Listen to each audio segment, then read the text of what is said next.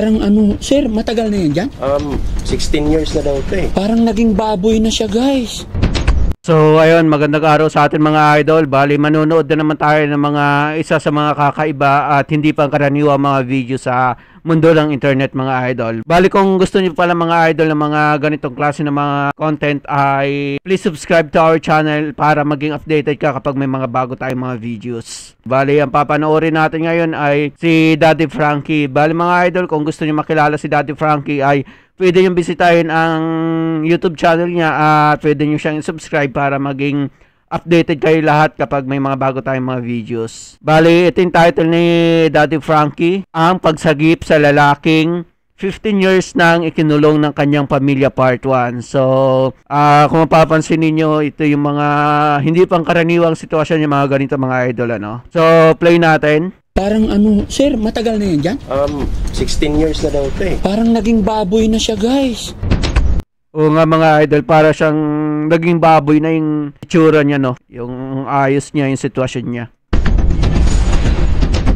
Basang-basa siya. Pag pinapaliguan daw kasi, na lang, binubuhusan na lang nila. Binubuhusan lang ng tubig. Parang baboy talaga, no? Binubuhusan lang ng tubig. Bigyan. Parang dyan na rin siya tatay sa short niya. Dyan, sigurado.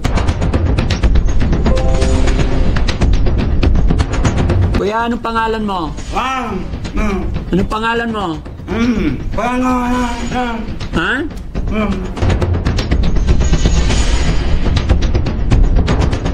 Yung mga idol, hindi siya nasusugatan dito sa mga sa putol na bakal, no?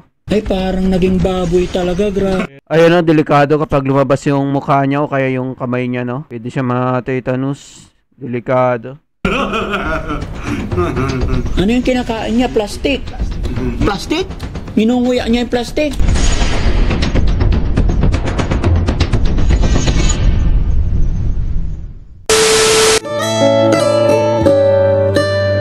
So, forward lang natin mga idol doon na talaga nasa venue na talaga sila. Nakakulong na talaga? Matagal na daw yan eh, mga 16 years na daw.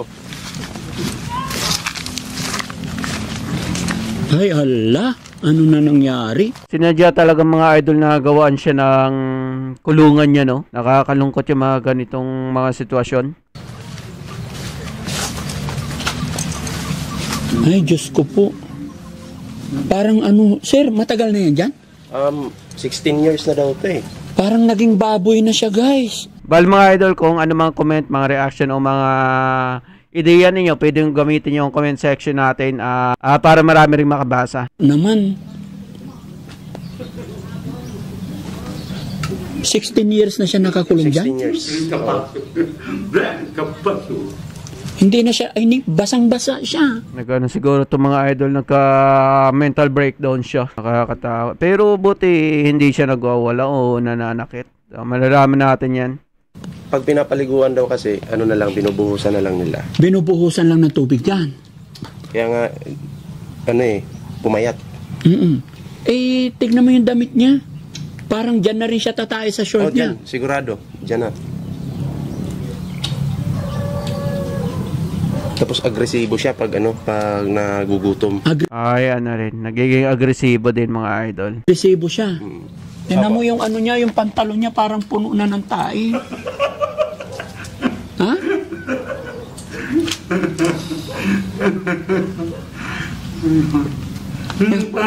Kuya, anong pangalan mo? Anong pangalan mo? Ha?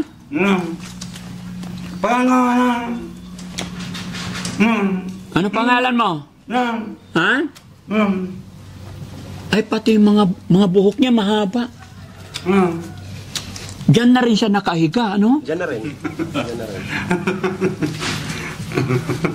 Ay, parang naging baboy talaga, grabe. Ano yung kinakain niya? Plastic. Plastic? Minunguya niya yung plastic. Yung nasa ulo niya. Kung ano mga madampot niya dito.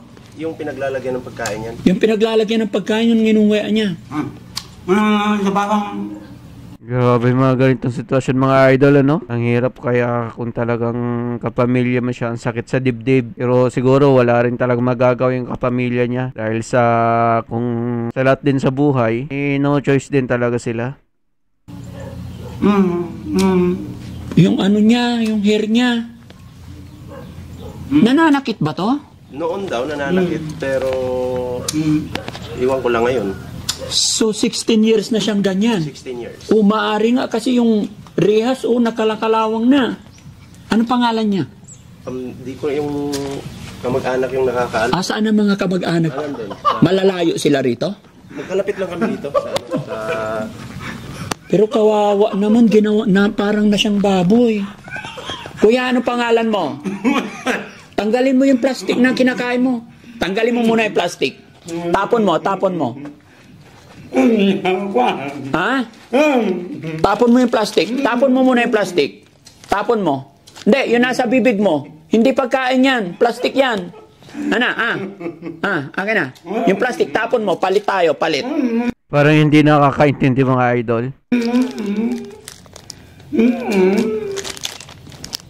Ninunguya niya kasi yung plastic pag nalunok niya yan. Delikado. Ha? May asawa ba to, bro? wala eh. Binata to? Oo, pero ang alam ko na kapag elementary pa siya tapos nagkaganyan na.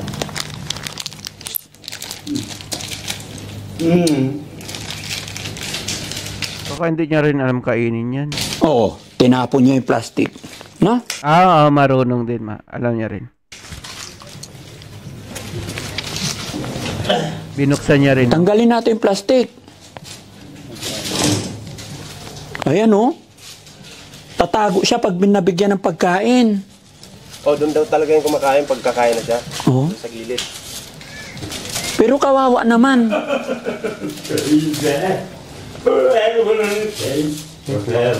Ha? Kumakanta siya, oh. Dapat tinatanggal yung plastic, baka pag gutom na gutom, nilulunok na niya. Pag binuksan to, pare, tatakas yan? Wala rin akong idea kasi yung nakakaalam talaga yun, yung ano yung... Ay, nagtatago siya. Ayan guys, mga kababayan, mga kabarangay, no? Nakakaawa kalagayan ng ating kapatid dito. Tumayo yung balahibo ko nung nakita ko kasi parang baboy talaga ang nangyari. Wala nang bihisan. Diyos ko po, nakakandado no? Puro tae na yan Hawakan mo nga to. Puro tae. Talagang sa tsura ng mga kandado, mga idol at saka mga bakal na ginamit, talagang mapapansin talaga ninyo yung bakas na talaga yung katagalan niya, no? Lumiit na yung diameter ng mga bakal sa sobrang tagal, yung mga kalawang kinalawang, tapos napupudpud na bakbak, yan. Tsaka kaya hindi nabibihisan kasi inilayo na sa Yun. So yun mga kababayan, mga kabarangay, no? Magandang umaga po sa atin lahat. Nag-message po sa atin si Ballpoint Man. Kaibigan natin, actually kumpare ko din po siya, mga kababayan. Napapanood niya po yung mga tao na... Ayan pala siya yung nag-message dito kay Daddy Frankie, mga idol. Nire-rescue natin. Kaya siya po yung naging tulay para matuntun natin tong kapatid natin na nasa kulungan na nagmistulang baboy na siya, mga kababayan. Dahil nakapantalon pa siya, dapat short na lang. Short kasi pag dumumi, para madaling matapos. Pero yung pantalon mahaba, naipon yan. Naipon na Baka nagka-ali-alipungan. Tingnan mo para yung puwet niya. Di ba? Parang puno na. Puno na. Tapos, Kasi yung mga yellow-yellow na yan, dumi niya yan. dumi yan. Nakakaawa talaga. Pati yung kamay niya madumi, so nakakain na rin niya. Nakakain. Pati yung dumi talaga. Kaya kailangan dito, kung lilinisin to, may talaga yung spray talaga. High pressure. Yung buhos-buhos lang. Pero andito ang mga kamag-anak. Nandyan lang yung kamag-anak. Pwede natin kausapin after. Tapon mo na yung plastic. Bigyan pa kita. Tapon mo yung plastic. Tapon mo. Tapon mo. Sige, ilapag mo. Tapon mo. Ayan. Dito ka lang, dito ka lang. Ako si Daddy Frankie. Kuya, Tawa din siya. kaibigan mo, dito ka lang. Tignan nyo guys yung damit niya. Talagang nagtutong-tutong na. Ay, mahaba yung hair niya guys. Hanggang likod yung hair niya. Kuhaan natin na maraming tubig to. May poso dito maigi ba? Meron dyan May poso. sa bahay ng kanyang kapatid. Gawin natin mga kababayan, no? Hindi ko alam kung anong behavior nito, pero sabi nila, marahas paggutom. Hindi naman kasi nila ito ikukulong mga kababayan kung ito'y hindi malikot. Kaya nila kinulong ito. Kaya hindi tayo pwedeng magpakampante. Pero naawa ako mga kababayan, unang kita ko lang talagang tumayo yung balahibo ko. Kaya gawa natin ang paraan na malinis siya.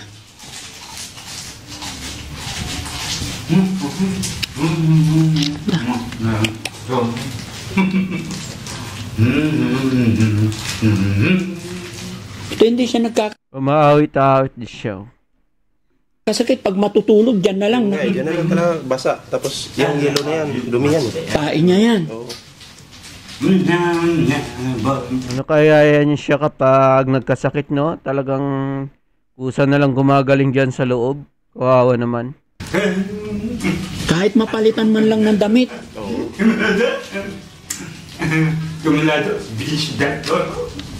Ano pangalan mo, kuya? Hindi ko alam. Oliver! Oliver. Nakakaintindi rin siya. Oliver daw yung pangalan niya. Ay. Kuya Oliver. Oliver! Oliver, ilang taon ka na? Hindi ko alam. Hindi mo na, ha? Sa? Ilang taon ka na? Sa? Ano nangyari sa'yo?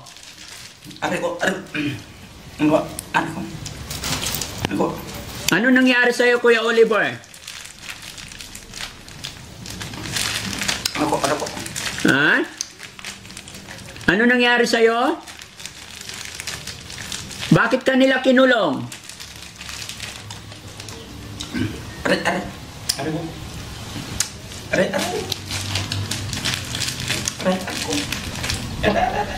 Oh, may sakit. May nararamdaman siya. Nararamdaman na.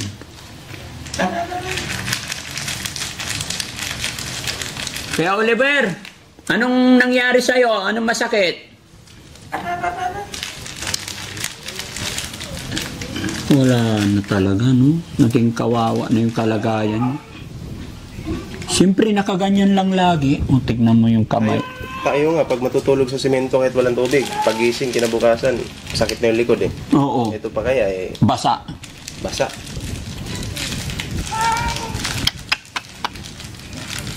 Ba't ganun? Mga ilan sila magkakapatid pa rin? May idea ka? Wala eh, pero isa lang yung nakilala kong kapatid dyan. And dapat pumunta sila sa pamilya muna. Di ba? Pero siguro nakapagpaalam na rin sila. Yung nakakilala talaga dyan, yung asawa ko talaga. Ay, yung asawa Kasi mo. barkada daw nila to noon. Pwede bang makausap muna yung asawa mo? Pwede. Sige, papuntahin natin dito. Dalawa kayo, bro. Ito mga kababayan, no, unti-unti, inaalam ko muna yung pinagmulan kung bakit. Dahil hindi tayo pwedeng basta-basta kasi nakarehas talaga. Baka mamaya pagka ito'y... Aray. Anong masakit sa'yo? Anong masakit? Ha? Anong masakit, Oliver? Ito kayo, ma'am? Okay lang? Sama ko kayo sa video? Yes, sir. Kaya si ma'am dito. Ito ka, Mark. Ayan. So, mga kababayan, mga kabarangay, bago po tayo magpatuloy, pasintabi po, sakaling umabot sa inyo ang bidyong ito na natapatan na kayo ay kumakain, ipagpaumanhin nyo po, ano? Kasi talagang medyo madumi. Ano yung pangalan ni ma'am? Jelay po. Jelay. Sorry. Yan, mga kababayan, mga kabarangay, sila po ang mag-asawa ang nag-reach out sa Team Daddy Frankie para mapuntahan si Kuya Oliver. At ito, nakakalungkot na sitwasyon dahil talagang mukhang baboy na siya. Sabi Ano siya, mukhang nasa probinsya sila mga idol. Ano? Wala sila sa kabayanan, no? Kaya sa lungsod. ng asawa niyo po, mas kilala niyo siya. Oo, dati po ko yan, barkada namin yan. Matino naman siya noon. Siguro mga teenager pa lang ako nun siguro or hindi lang siguro. Kasama namin yan kasi pag nag-con po kami, nakiki-birthday, kasama din namin. Matino pa naman siya yan. Siguro more than 15 years na siya. Nakakulong dyan. Sarang sinabi nila na, ay, kinulong na nila si David. David po kasi yung alam kong pangalan niya. David. Kaya nun, tapos bigla na lang sabi, kinulong kasi nga po nananakit. Nananakit talaga siya. Nananakit talaga siya. Eh, yun, nagulat din kami. Kasama nga namin po yan kung saan-saan dati. Kung may kainan yan, kasama namin kahit inuman yan. Kahit ano mga idol na kahit bintana wala siya, no? Ang hirap. Parang ano talaga, parang hayop na nakakulong siya. Lalo sila kuya ko po. Pero may idea ka, ma'am, kung bakit siya nagkasakit ng ganyan? Hindi ko rin po alam kasi biglaan lang din ko nalaman po yun eh. Yung mga kapatid nakakulong na siya. Hindi, balik kwan naman po kasi noon talagang parang meron na siyang konti-konti noon. Pero matino naman po siyang kausap pag kinausap mo. Pero ewan ko lang bakit. Pero ilan po silang magkakapatid? Ewan ko po. 5? 5? Sa pagkakaalam mo 5? Opo. Ayan, bakit kasi nakapantalon siya tapos tatain na lang kung ano. Kaya ang kapal na yung tae sa short niya ay pantalon. Nga po eh. Dapat talaga dyan, palitan ng damit, tapos magupitan kasi yung dumi. Pagkain daw. Kain ka. Dala. Sige, okay lang. Hayaan niyo na. Sinisimot niya pa yung biscuits na binigay sa kanya. Gusto pa, yung plastic, tapon mo dito. Yung plastic, tapon mo para hindi mo kainin. Ayan. Nakakaintindi pa rin siya mga idol. Yung mga ilang taon naman. Sabi po nung mga relatives niya, 16 years. Hindi ba siya nagkaroon ng asawa, pamilya? Wala? Wala po. Binata Talaga siya. yan. So, ang totoong pangalan niya, David? Hindi ko rin alam kasi ang Oliver daw. Oliver daw. Kanina pa Oliver. Oliver nga daw kasi yung pangalan niya. Hindi ko rin alam kasi ang alam ko kasi dati daw. So, Oliver pangalan mo? Okay. Ilan kayong magkakapatid? Pag nakakain siya eh. Oliver! Ilan kayong magkakapatid, Kuya Oliver? Ha? May sipon siya eh. Isa, 2, 3, 4, 5. 5? 5 kayong magkakapatid? Anong pangalan ng kuya mo? Ha?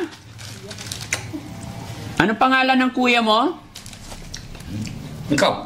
Wala? Anong pangalan ng kuya mo?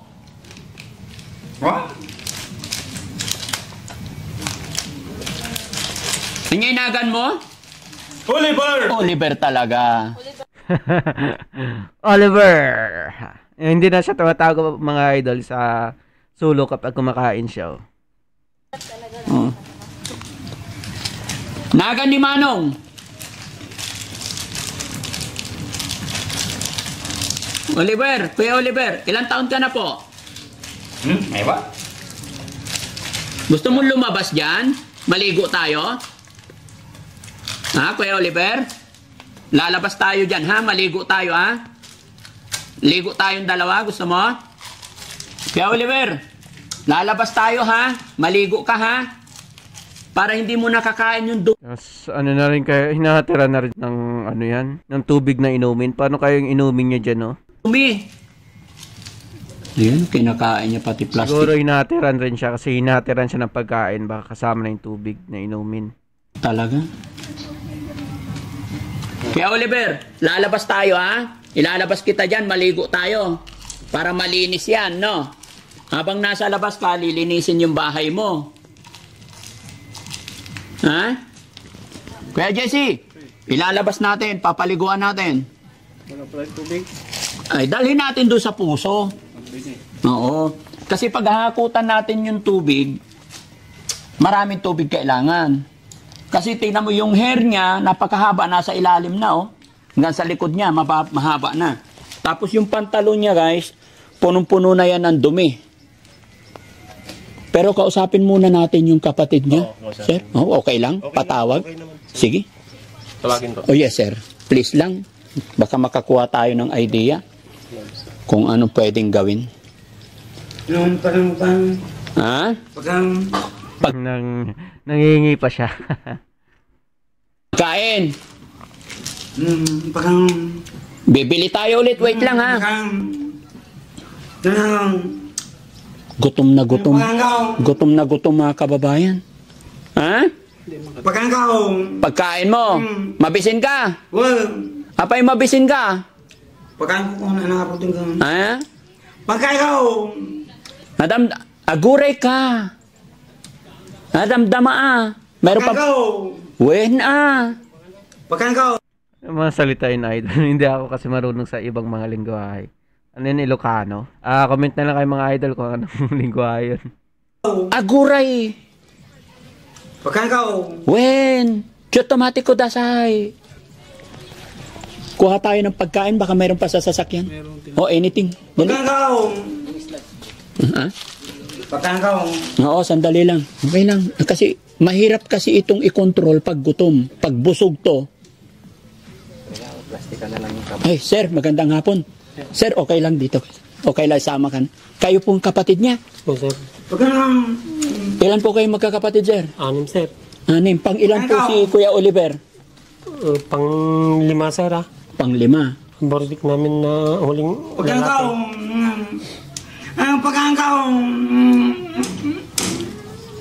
Matagal na po siya dyan nakakulong Matagal na rin, sir.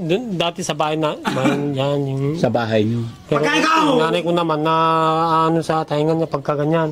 Pinagawan niya na dito. Nanay niyo buhay pa. Ilan taon na nanay niyo po? Wala na po. Wala na. Patay na, sir. Tatay niyo? Wala na, sir. Wala na rin. Patay na rin. So, balik kayo na lang po ang nagbibigay ng pagkain. Oo, sir. Ano hanap buhay niyo, sir? Arawan din, sir. Nakikiarawan kayo. Sa bukid. Ilan taon na siya nakakulong dyan, sir? 15 ko natin, sir. Kaya nakatanda ng dan. Ang pagkakatanda mo, 15 years na. So, sa loob ng 15 years, hindi na nagupitan. Hindi na. Tapos, Kawawa naman. Ayun yung siguro yung nakatatanda nilang kapatid. yan na lang talaga. Nilipat namin dito, sir. Dati pero sabi, nasa 15 na siya dito. Hindi na rin napapalitan ng pantalon, sir, no? Kung ano yung damit niya. Sir, ano siya? Nananakit ba talaga? Bakit? Noon, sir, Noon. Pero ngayon, nandyan naman siya. pero nung kaya niyo siya ikinulong kasi nananakit. Oo, sir. Ilang taon na po siya? Sa pagkakatanda niyo po. 41 siguro, sir, na ito eh. Nasa 40, yung mga bats na 40 daw. Hindi, 41 na rin siya. Wala po siyang asawa, anak? Ay, wala, sir. Hindi na, binata siya. Binata.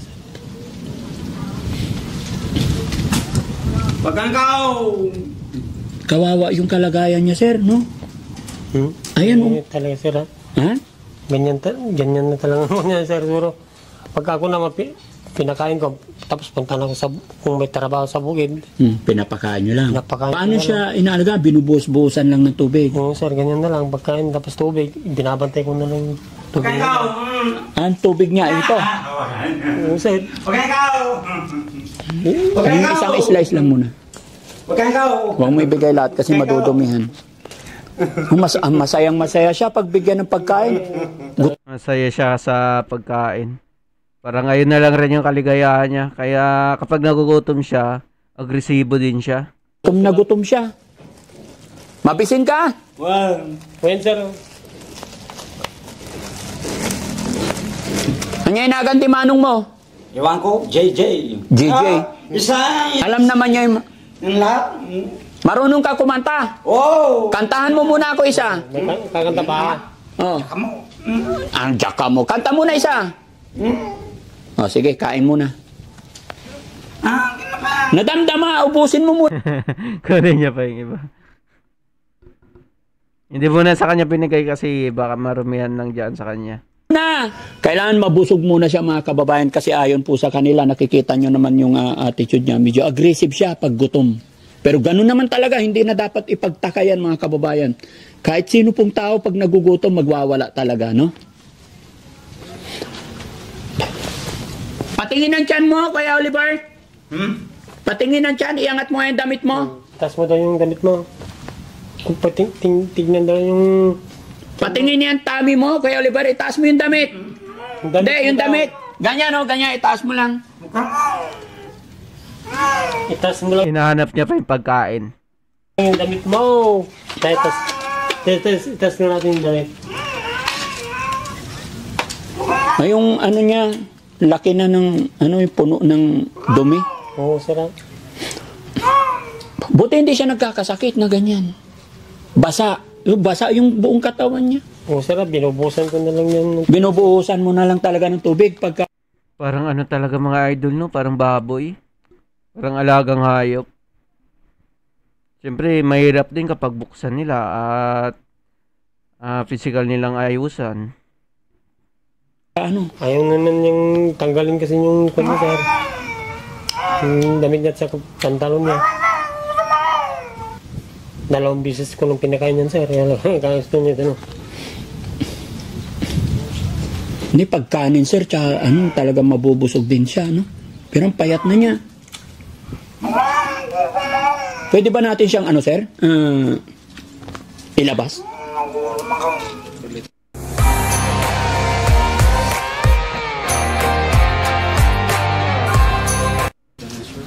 Palitan ng damit. Mag-ready po tayo ng sir? Short na lang, wag na pantalon. Ito nga, sir, gumawa ko ng sana.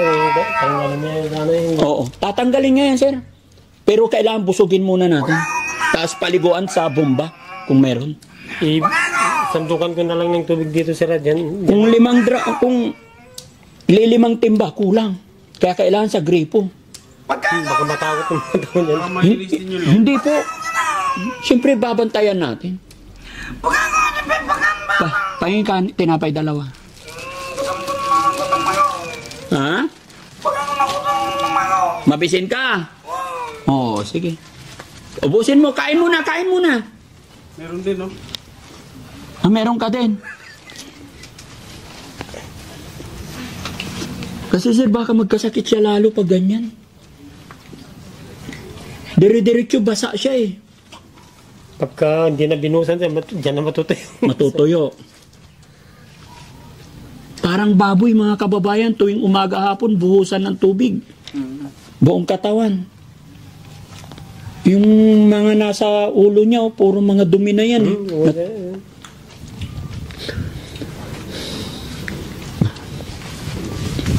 So yung mga ibang kapatid mo, sir, pupunta rin dito, piniwigyan. Nasaan yung mga kapatid niyo po na iba? May napunta yata sa bukid, sir, yung panganay namin. Sa bukid din. Sir, pagkakatanda mo, saan nagsimula? Walang nakulang pa rin talaga sa kanya yung pagkain, no? Bakit po nagkaganyan siya? Ito, sir, naglayas din, sir, ito nagpunta sa Manila. Yun ang unang kwan niya eh. Nagtrabaho sa Maynila? Karwas. Karawas siya sa Maynila. Kinuha yung uncle namin. Kinuha na uncle niyo sa Maynila. Tapos? Bumalik na may kwan na siya. Ganyan. Pagbalik ganyan na? Parang naunti-unti rin, hindi naman... Hindi nyo nadala sa pagamutan po? Yung buhay pa yung tatay namin, pinunta na sa Baguio din, sir. Punta pa dun sa Manila, sir, sa kwan. Pero alam pa niya pangalan niya eh. Kilala pa niya ano pangalan niyo, sir? Sino yung binabanggit niyang GJ? Wala, sir. Kwan lang yun sa kanya. Pero kilala pa niya kayo? Ikaw kung nagpapakain, sir, talaga kilala niya. So, ibig sabihin, mula nung nakakulong, ikaw na lang ang nagpapakain? Noon, sir, salitan kami. Tapos, ako na, pagka ako na lang. Diretso na sa akin. Sa'yo na. Ilan anak mo, sir? 3, sir. 3. Ilang taon na yung panganay? 18 na, sir, ha? Kaya lang siya talaga ang medyo hindi pinalad, no? Matakaw siya. Basta may pagkain na ako na, sir. Tuloy-tuloy yung kain niya, parang hindi siya nabubusog. Kuya Oliver! Punta tayo sa labas, maligo tayo, ha? When? Ubusin mo muna. Ubusin mo muna ah. Ubusin mo muna yan. Maputi siya. Hindi na arawan yan, sir. Hindi na arawan. Hindi na siya tumatayo. Kuya Oliver, tayo ka nga. Tayo. Tadre ka na. Kuya Oliver, tayo ka muna. Tinapay. Isa lang, isa lang. Tayo ka daw. Isa lang. Oh, Kuya Oliver, tayo. Tayo Oh, ka tayo. daw. Tindog ha. Oh. Tayo. Oh. Tayo ka daw, tayo. Tayo. Tayo ka, tayo. Oh. Oh, tayo na eh. Tayo ka daw. Kunin mo daw yung tinatawag mo doon. Oh. Tayo. Hindi na yata makatayo eh. Tayo ka daw, tayo. To. Oh. Dali. Tayo ka daw, tayo. Nasanay na lang siyang nakaganyan mga idol. Tayo. Oh. Tayo ka daw, tayo. Alam. Tayo. Oh. Atay na eh. Alam. Hindi na yata makatayo mga kababayan. Pasensya na kayo mga kababayan. Gusto ko lang malaman kung siya ay makakatayo pa. Oh, alam, dali. Tayo ka daw, tayo. Pero nakakatayo pa yan, sir. Hindi ko na papansin, sir. Basta nilalagyan ko na lang. Basta binigyan mo na lang ng pagkain. Iwanan ko na. Kung ano itsura ng baboy, nabigyan na lang pagkain, tapos na. Ganun na lang. Sir, siyempre may pinupunta naman na naghahanap buhay din. Oo, nakakaawa talaga mga kababayan. Dito na. Pero mahina na yung Mahina na yung tuhod niya. siguro parang kaya hindi na makatayo. Pero busugin lang natin, sir. Okay lang po ba? Mag-ready kayo ng damit, tapos samahan nyo kami para paliguan natin siya. Kailangan sa gripo po. Buksan natin yan. So mga idol, abangan natin yung part 2 nito mga idol ng kakaawa yung ganitong sitwasyon. Ano kaya yung magiging kalabasan nito kapag natulungan ito ni Daddy Frankie? So stay tuned na lang sa ating channel mga idol.